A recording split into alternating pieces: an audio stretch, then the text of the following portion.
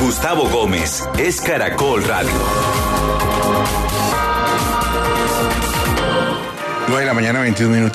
Espinosa, usted vio el hilo explicativo del exministro de Minas y Energía, Tomás González, sobre el asunto de cambiar el método para calcular el precio de la gasolina. ¿Cómo era la portada del Espectador? Recalculando, pero sobre otro tema, por supuesto. ¿Lo vio? Sí, coincide, Gustavo, con lo que señaló aquí hace un rato Juan Carlos Echeverri, y es que eso es inconveniente por motivos de la salud de las finanzas públicas, pero particularmente las finanzas de Ecopetrol.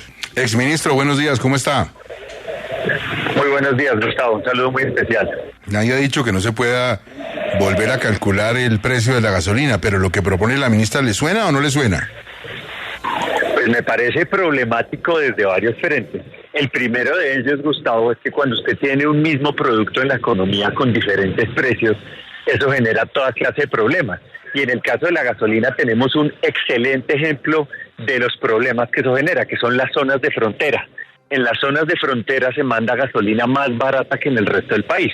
Entonces lo que pasa es que usted en la frontera con Ecuador, por ejemplo, tiene gasolina más barata que en el resto de Colombia.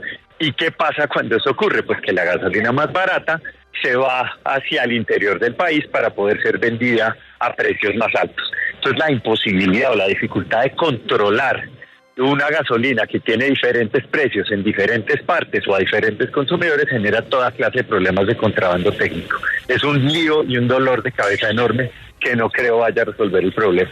Bueno, creo que además el ministro de Hacienda, Ricardo Bonilla, ya está poniéndose el casco de bombero, porque entiendo que a varios escenarios ha dicho que, por ejemplo, la idea de los precios diferenciales tampoco le suena. Yo creo que la ministra ha debido hablar primero con él antes de lanzarse a hacer el aviso, ¿o no?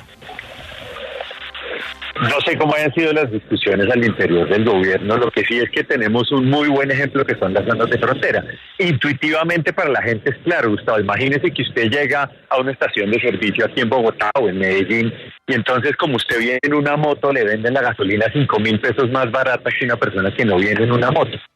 Imagínese el problema que eso genera. No hay una buena forma de controlarlo. Sería más bien, porque el precio de la gasolina hay que subirlo, por impopular que sea, nos estamos gastando demasiada plata en subsidiar los combustibles que necesitamos para temas socialmente mucho más urgentes. Pues hay que hacer ese esfuerzo de subir la gasolina y el diésel, pero sí habría que buscar una manera de ayudar a los que más se afectan, pero no con un precio diferencial. Hay otras maneras de hacerlo. Exministro, también la ministra en su declaración señaló que como Colombia es un país importador y que por eso se tendría que revisar o mirar si se puede revisar la fórmula con base en la cual calculan ese precio.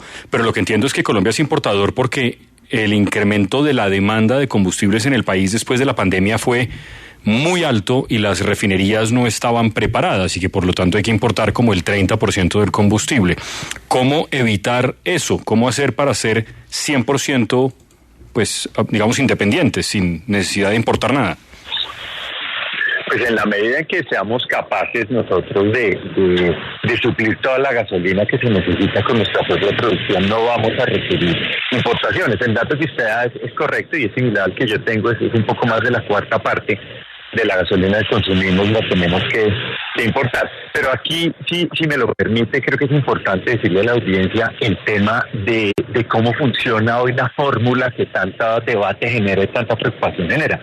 Mire, al final del día esto no es muy distinto de los tomates, por ejemplo. Si usted va a vender tomates, si usted me va a vender a mí tomates, usted me los puede vender a mí o puede ir a venderlos a la plaza de mercado. Y usted esperaría que yo por lo menos le pague lo que usted se ganaría vendiendo en la plaza de mercado.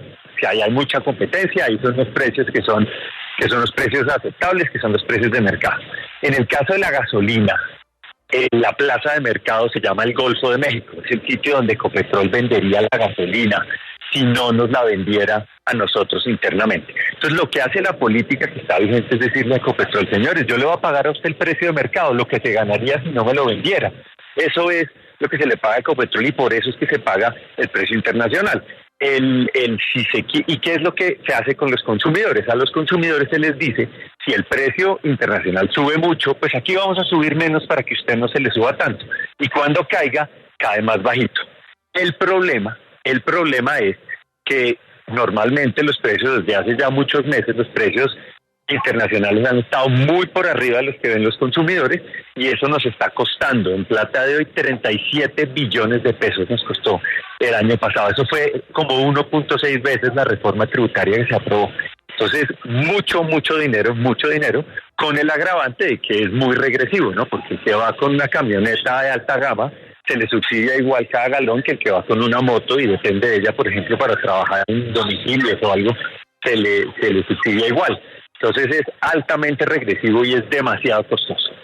Exministro, también hay que hacer eco de muchas voces que dicen, no, a ver, pero un momento, es que esa subida del combustible que estamos viviendo es porque el gobierno de Duque no tomó las decisiones de subir combustibles como se debía en el pasado. Usted hizo parte de ese gobierno, no digo que la culpa sea suya, pero ¿qué contestarle a la gente que plantea eso?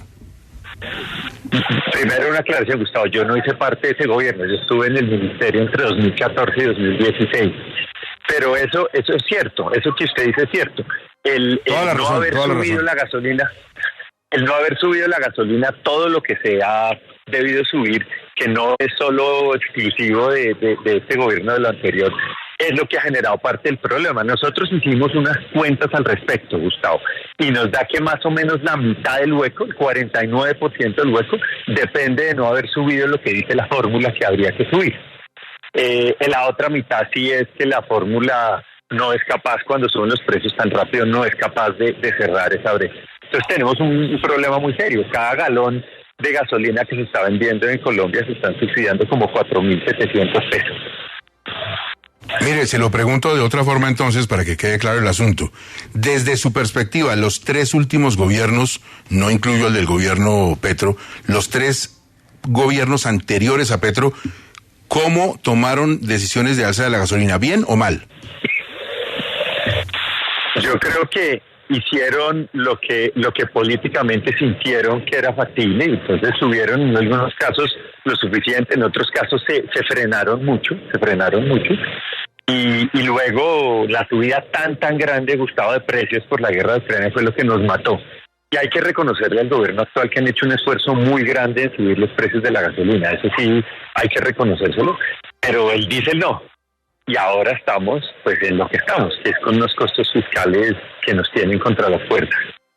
Bueno, oiga, a propósito de eso, le comento, aquí, venga, lo busco, que me lo había contestado don Hernando Herrera. Un oyente nos escribió, exministro, y nos decía lo siguiente, que tenía la siguiente inquietud, que el aumento, el alza constante mes a mes de la gasolina, debido al déficit del Fondo de Estabilización de los Precios, podría estar violando el derecho constitucional de la igualdad, porque deberían subirle a la gasolina, pero también a todos los combustibles, es decir, a CPM, gas natural vehicular y todos los derivados, lo cual pues no tendría ningún sentido, o sea, no podría entenderse como una falta de inequidad o una violación de los principios de la Constitución solo subirle a un tipo de combustibles, ¿o sí le parece a usted?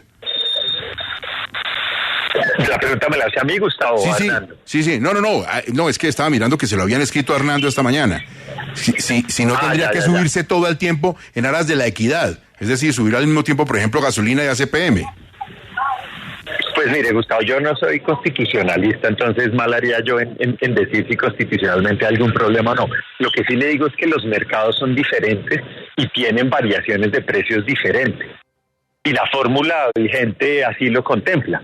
Entonces, si uno aplica la fórmula, que eso lo ha examinado varias veces la Corte y no ha encontrado problema con la fórmula misma, entonces yo asumiría que constitucionalmente está bien que se permita hacer unos ajustes dependiendo de lo que pasa en cada mercado. En ninguna parte, creo yo, dice, y no tiene sentido económico, que yo tenga que subir exactamente lo mismo en todos los combustibles.